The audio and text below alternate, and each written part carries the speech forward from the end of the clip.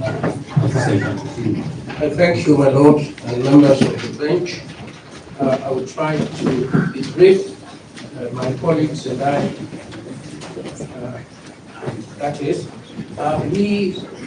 I think, would like to be truthful.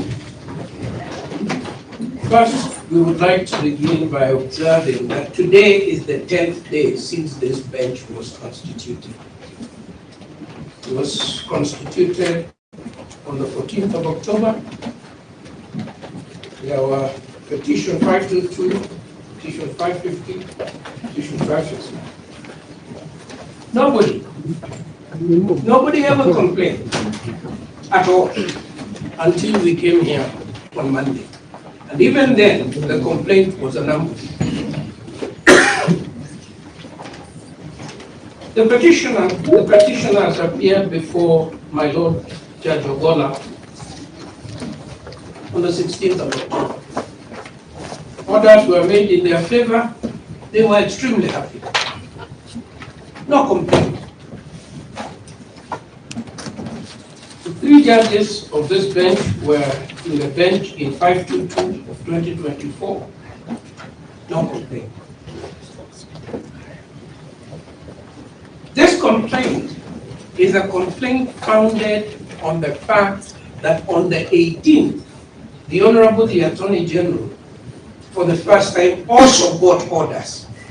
Now, that is when this bench became a bad bench. It was a very good bench for as long as it gave any order to the petitioners. It became a suspicious bench when it gave an order, only an order to expedite the hearing. The Attorney General had wanted many things. They were all declined. I will address you, my lords, on the understanding that we have two petitions. There's one petition I call the Kerugoya petition. And there is another petition I will call the Nairobi petition. It is our preliminary submission that yesterday's ruling of the 23rd substantially addresses the issues raised in the Kerugoya petition, and that those issues are now, they are estimated.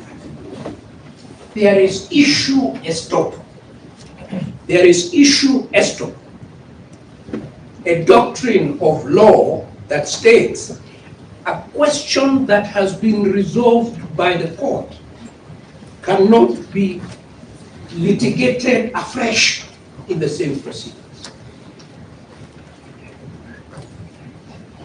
It is our second submission that the first limb of the Nairobi petition on recusal that speaks to how the case was handled between the 18th and the 22nd is also substantially settled by yesterday's ruling. And I think my learned friend, most of them were able to confirm that. And they complained about that. No. So what issue is alive? The only issue that is alive is the issue of recusal, allegedly on the grounds that I'm so happy that my lady has been spared any further unwarranted attack as regarding her standing. So I will not make any reference to that. It has been considered that it was made recklessly without any factual basis. And I think that what an ethical advocate of the Honorable Court should do is to start by saying, I apologize to her leadership for these allegations that are contained in a document that bears my signature.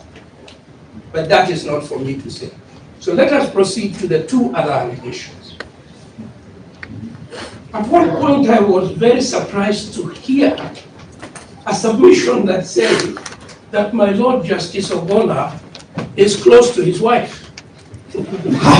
How can that be? How can that possibly be a bad thing? Recently married. But a further extension of that argument was equally spurious. A professional person is entitled to an independent professional existence. Be it the husband, be it the wife, be it siblings, be it children, they have independent professional. And I am shocked that that can be a ground. Another ground now made is that the Honorable Justice Murima is a friend of the Speaker of the House. The Speaker of the House was my student. I don't know whether I should recuse myself. My Lord, if I may say this with respect, I have been a law teacher for 38 years. I apologize that that's not very long. There are 3/4 of the lawyers under the age of 50 I have taught them. I don't know whether I should recuse myself each time I appear against, including the Honorable Tom Agenda here, Senator. Will you confirm that? I confirm that. Dr. Rugaro, Senator, the Solicitor General, the Attorney General. This is the nature of our profession. This is the nature of our profession. The Speaker is a member of the legal profession. The Honorable Justice Murima is a member of the legal profession. How else are we to do our work? Paul Kibugi Mwite, Senior Counsel, a personal friend for many years. On the day I got married, he brought me a copper coffee dispenser. Am I never to do any case with him? Should I always tell people? I know Paul Mwite from when I was there. He came to my wedding, he brought me a gift. It cannot possibly be. That is not how this profession works. Let me very quickly say this, what I believe, we believe, is the standard. The standard is set in the case of, most important of this all, is the right case, which has been talked about. When will you ask for an recusal? And I agree with Dr. Camino when he says that no lawyer, no advocate should ever make an application for recusal lightly. Indeed, an advocate approached by a client who is making personal attacks against a judge that are baseless must return the brief to the client. That is the honorable thing to do. I have referred you to the right case, but the most important of this all is the objective test that is set in the Rawal case. In the Rawal case, which you are aware of, Rawal versus Judicial Service Commission, the court says there is no basis for a judge to automatically recuse themselves when a bare allegation is made by a party. The allegation must be substantiated. First, they now quote a quote of a figure. Firstly, it is obvious from the above test that there is no basis for the latter elastic test propounded by Dr. Camino, where a judge must automatically recuse himself or herself upon the making of a bare allegation of any of the parties. We have not come across any authority in support of the proposition, and Dr. John Camino did not provide any. On the contrary, decisions abound that judges must not recuse themselves on flimsy and baseless allegations. It is our submission that a claim that the friendship that may exist between a party and a judge because they went to the same school, because they went to the same university, because they come from the same county. That is business. It must be demonstrated. Like was said in the case of Capron and Stratton versus Z Engineering Construction Limited, if disqualifications issues were to be raised, say, because a judge and a member of the bar belong to the same Rotary Club, or the same Lions Club, or the same Sports Club, there would be no end to such approaches. There would be no end. In this case, it has not been demonstrated that there is any way in which the independence of any of the judges here can be said to have been compromised.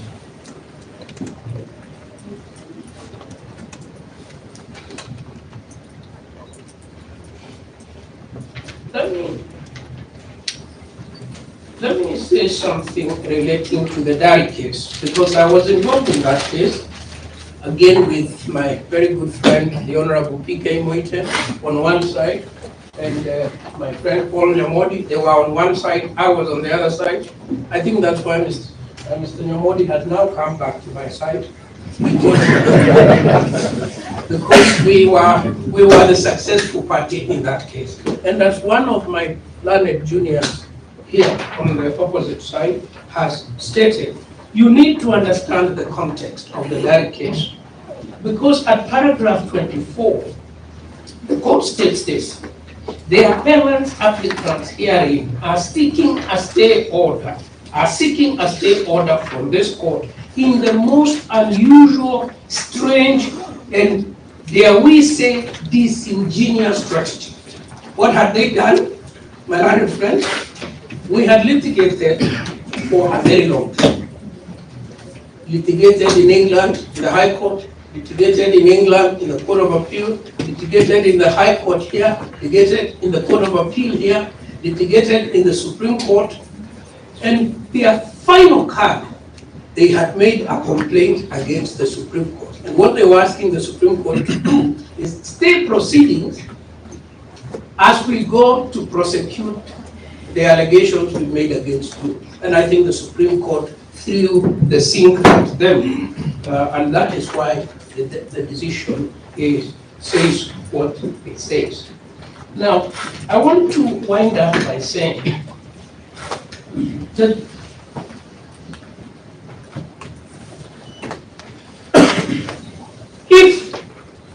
if this court were to accede to this application, it would throw into disarray a critical public interest litigation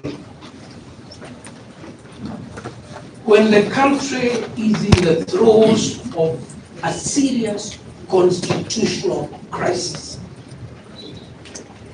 That is why philosophers like Dr. Mutembei say that cities burn as philosophers are quibbling on whether we need a bucket or a pipe to put out the fire. We are in the throes of a grave constitutional crisis. The court that we have been given to resolve this issue cannot stop sitting on the basis of the most flimsy allegations of friendship between parties, because I don't know of a single representation here that is not related to one another. If you open this door, you will have created a precedent where all a lawyer needs to do, an advocate, all he needs to do is to make a connection. To make a connection. You go to the same church, you go to the same mosque, You used to work in the same chambers. You were trained by the same pupil master. Our connections will never cease. Like they say about thought actions, there can never be an end to thought actions, and there can never be an end to the relationships we have in the legal profession. An applicant must demonstrate that because of that relationship, there is reason to believe, demonstrated by either past behavior, past judgment, past ruling, past conduct, that a judge will be biased in any way. But ultimately, as the authorities I have cited to you state, a judge has taken a judicial oath. A judge has a judicial oath. He answers to his conscience and to his oath. Now, finally, I will say, because I've had the great privilege to sit as an arbitrator in numerous matters, both locally and overseas,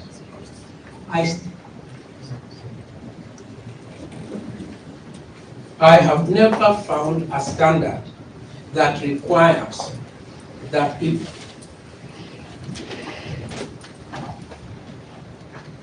a person who has a historical connection with somebody, without demonstrating more than that, can be the basis of recusal. I will now hand over before Madam, thank you, asks me to my learned friend, Mr.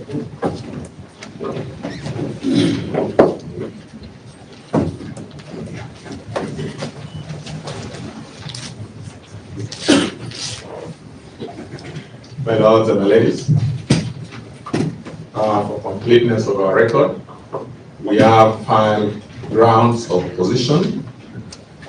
We also have filed a list and bundle of authorities, all dated the 22nd of October 2024.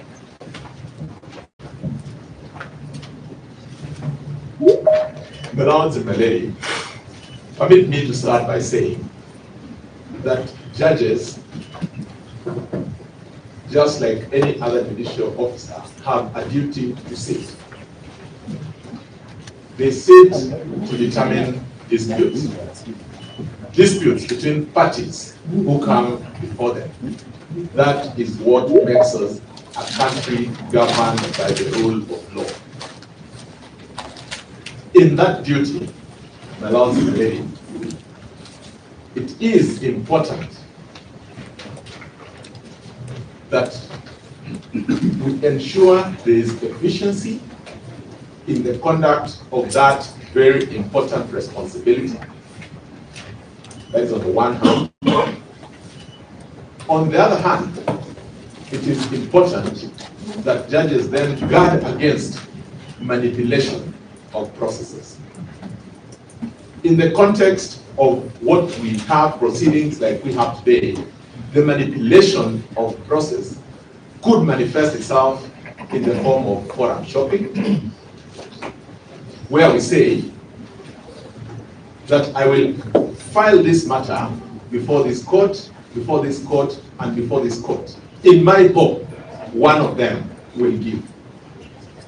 And that if I run into headwinds in any particular direction, then I must, as of necessity, run away from that court.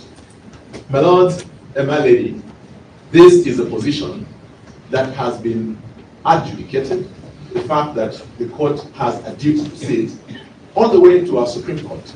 We have in our list and bundle of authorities provided, I've cited one of the cases being the case of Gladys Beausoleil versus the Judicial Service Commission and a second party. At paragraph 5 of that decision, the court says that the doctrine of duty of a judge to sit, though not profound in Kenya's jurisdiction, then there's a thing that's many mistake. Every judge has a duty to sit in a matter which they should duly sit in. Recusal should not be used to cripple a judge from sitting or to hear a matter.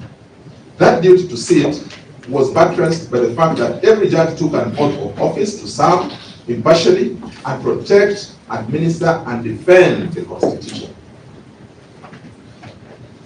In yet another decision,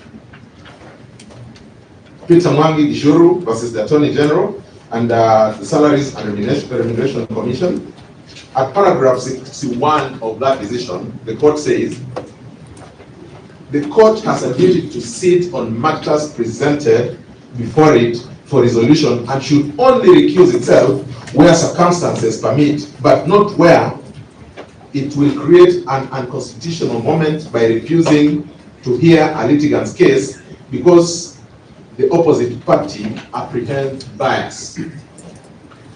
In what context then should we understand that jurisprudence?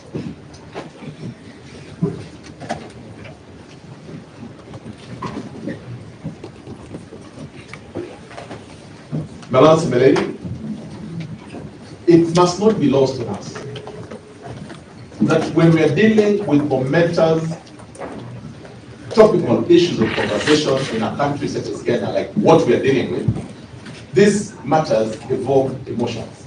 Just like in our election context, whenever a party loses, it is never so easy to accept the result of that loss. It is for that reason that sometimes people have all manner of aspersions cast against the court, against the independent, let's call it all other independent organs of the Constitution, because a decision has gone one way or the other, in instances not favorable to one party and favorable to another. We must appreciate that we are in an adversarial system where, as of necessity, a decision will be determined or will be made in favor of one party as against the other. That said, my lords and my ladies, Learned Senior Counsel Professor Gil Muigai has made reference to the fact that the matter that is before you, though dubbed as recusal, is a matter whose subject matter has been completely determined. There is issue estoppel, and that everything that has been presented before you today are issues that were contained in the ruling that the Lordships issued yesterday.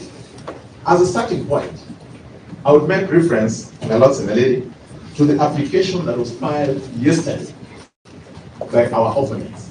The application seeking to have this, the question is the empanelment of this bench. If you look at paragraph Y of that application, on the grounds on the face of the application, my lords, my lady, the court was invited particularly to recuse itself. It then means that that motion for recusal was a motion that was live before this court. That motion was live between the same parties. It touched on the same issues that were presented before this court. The court pronounced itself on all those issues. What then is the business of bringing those issues through this second court application in the name of an application for recusal? My lords and my lady, if at all, as we now see, the applicants were not satisfied with that decision, the ruling of this court, the option that was available for them was to appeal that decision.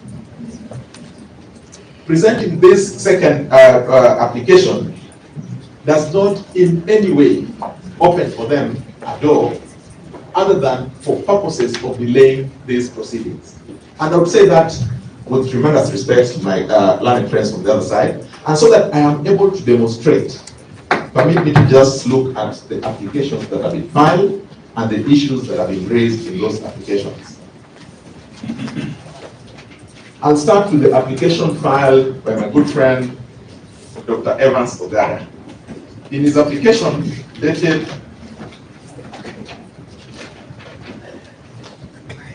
the 21st of October 2024,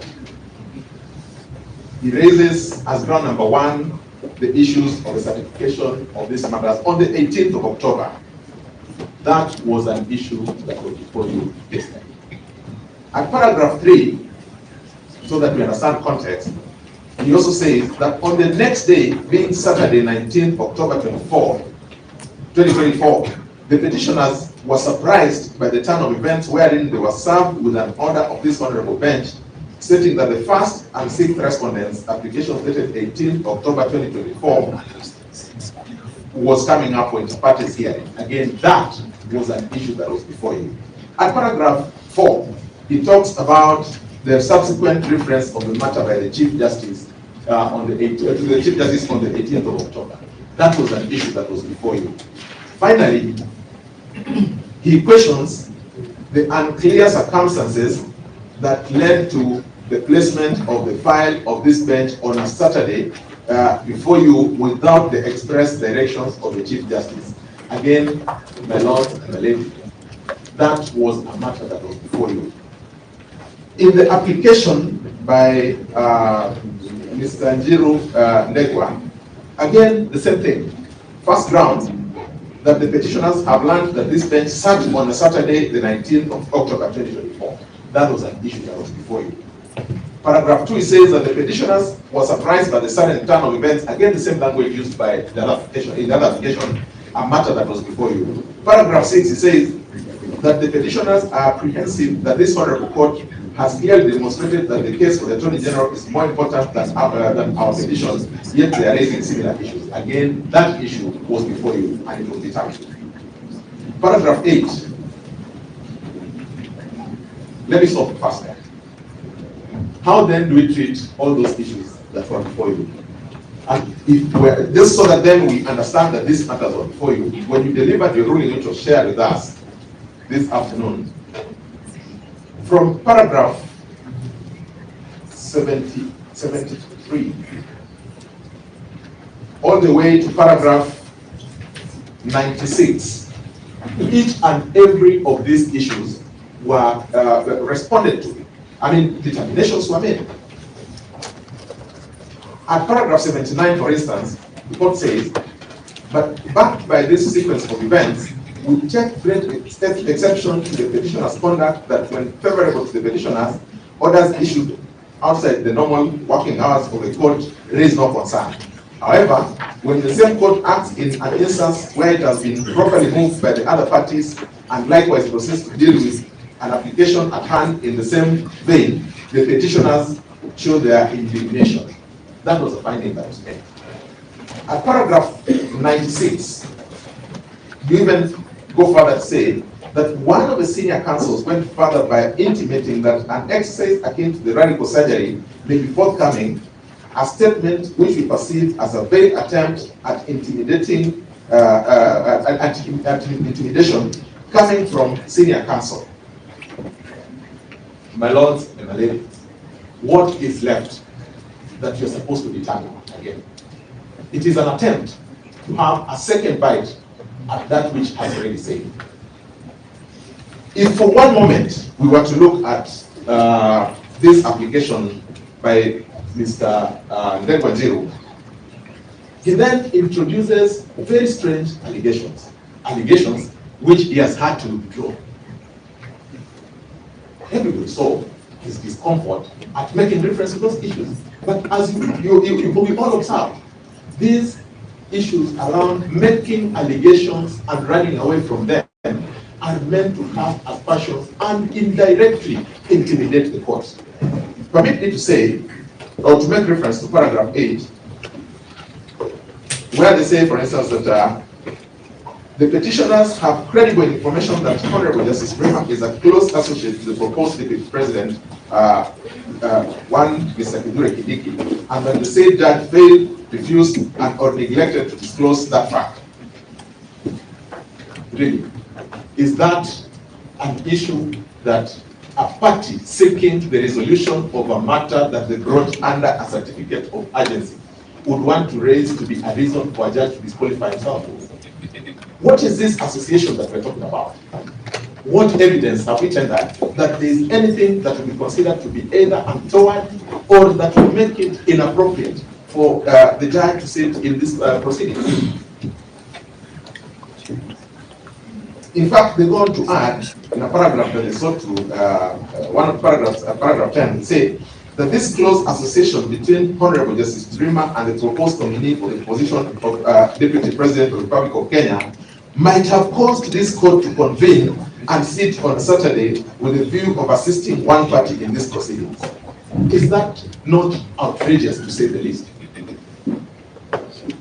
We go on to say, at paragraph 11, that the petitioners are in possession of credible information that Mr. Justice Ogola, who is the presiding judge in this proceedings, is convicted as his spouse is a member of the Kenya Water Board, having been appointed by the President of the Republic of Kenya, who has in haste nominated Mr. Kithure Kindiki as his principal assistant. Allow me to pause on that allegation for one moment. What evidence do they present? Absolutely none. Today, let me take one step back. Yesterday, when the court was rising, we did put them on notice that we would seek to cross-examine the deponents of the affidavits that contain these very unfortunate affirmatives. To try and cure that, they then introduced a gazette notice. In that gazette notice, my lords and my lady, they then seek to say, gazette notices speak for themselves.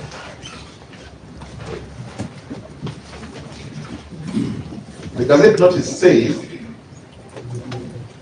that is gazette notice number 7515, in the exercise of powers conferred by those provisions of the law, I appoint Rose Ombaki and Florence Auma Oluoch to be members of the Kenya Water Towers Agency Board for a period of 3 years with effect from 9th of June 2023. The appointments by Gazette Notice number this and this are thereby revoked. That Gazette Notice is signed by the Cabinet Secretary for Environment, Climate Change and Forestry, Soipan Tuya. At what point, my lords and my lady, at what point does it become that it is His Excellency the President who appointed I have to use the words.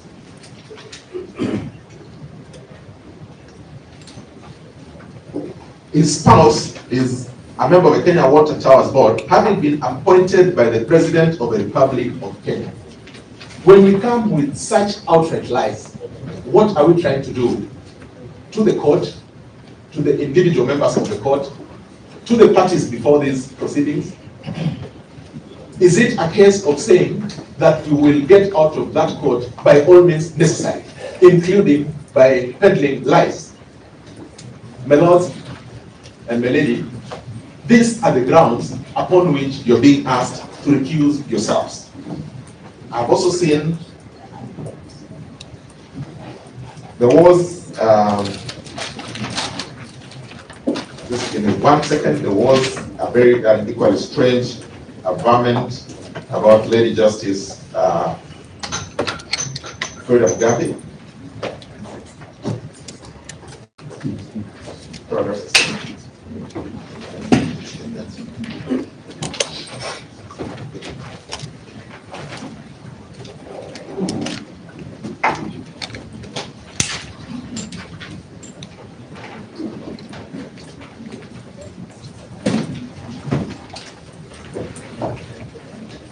That Lady Justice Mugabe is conflicted as such as she could.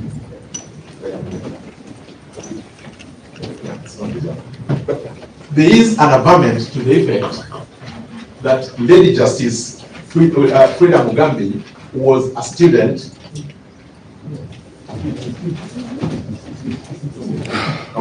Yes. That Lady Justice Mugabe is conflicted as such she could recuse herself as she was Mr. Kithure Kindiki's LLM student at Moi University, a crucial issue that she failed, refused, and or failed to disclose to the parties at the inception of the trial. My lords and my lady, the qualifications of our judges are not secret because they're state officers. You only need to go to the website of the Judicial Service Commission and you find the truth. My lords and my lady, when we saw this very strange appointment, we took the trouble to go to the website of the Judicial Service Commission and we established that Her Ladyship Justice Wilfrida Mugambi got her LLM from Birmingham University in the UK. How then do we want to bring these lies and feed them to the people of Kenya, feed them to the court, and expect that on account of such flimsy, concocted material, then the court should recuse itself?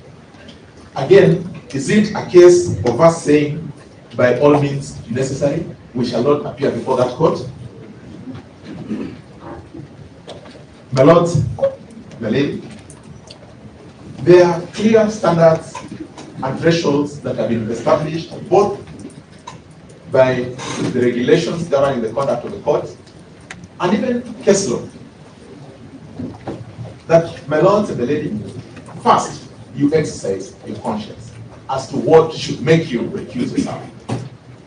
Number two, in the event that a party is raising a concern as to your recusal, then it must be a substantial issue. It must be a substantial question that has been brought before you. It cannot be that every frivolous allegation that is brought before the court should make the court down its tools. That, my lords and my lady, will amount or will create or facilitate an environment where forum shopping will be right. We'll just need to mention anything, that I went to school with so-and-so, that I go to church with so-and-so, that I travel with so-and-so, and that should be a reason for them to recuse themselves. That certainly cannot be the standard. My lords and my lady, I will refer you to one of the decisions in our bundle and list authorities. That's the UNAD, Experte CJL 1986, 60 AL JR 528, where the court had this to say, that although it is important that justice must be seen to be done, it is equally important that judicial officers discharge their duty and do not, by acceding too readily to suggestions and appearances of bias, encourage parties to believe that by seeking the disqualification of a judge, they will have their case tried by someone thought to be more likely to decide the case in their favor. My lords, my lady, the question that we'll be asking ourselves is, what is that fundamental question that has been presented? And why this is an important concern is because sometimes such frivolous grounds are raised purely to embarrass the court. On this occasion, I have absolutely no doubt in my mind that the net effect of what these allegations have done is an attempt at embarrassing the court. My lords and my lady, we urge that you resist that impact. You resist that temptation to ask the court to recuse itself on the basis of such flimsy, baseless allegations. Just for that, speak to the fact that this is an attempt at embarrassing, if not intimidating the court. Our friends for the applicant have also indicated that they have simultaneously sent or lodged a complaint with the Judicial Service Commission. Following from the submissions that I made reference to in the ruling about intimidating the court with radical surgery, again, going to the question of presenting this application for recusal after the one yesterday, and now going to lodge a complaint to the Judicial Service Commission, is that not an attempt at intimidating the court? My lords and my lady, I would not ask for an answer. That is an issue that anybody, any reasonable person out there would be able to make a decision or a determination about in their own space. My lords, my lady, is it also possible that this could be one of those issues that the applicants, or rather the respondents, have complained of as being a delayed task? Because We raised concerns yesterday. We are raising them again today. We have spent a whole afternoon arguing about issues that on the one hand had been completely determined by this court. The second part of those issues are issues that did not have any grounding, any material or its support whatsoever. Are those not meant to delay these proceedings by any means necessary? Having taken cognizance of the fact that we came to you, both parties, under certificate of urgency, these matters must be treated with the urgency with which we came. And so we ask, my lords and ladies, that you dismiss that application with the content it deserves. May I now invite my learned friend, Mr. Yamoni, to speak to a few of the remaining issues. My lord.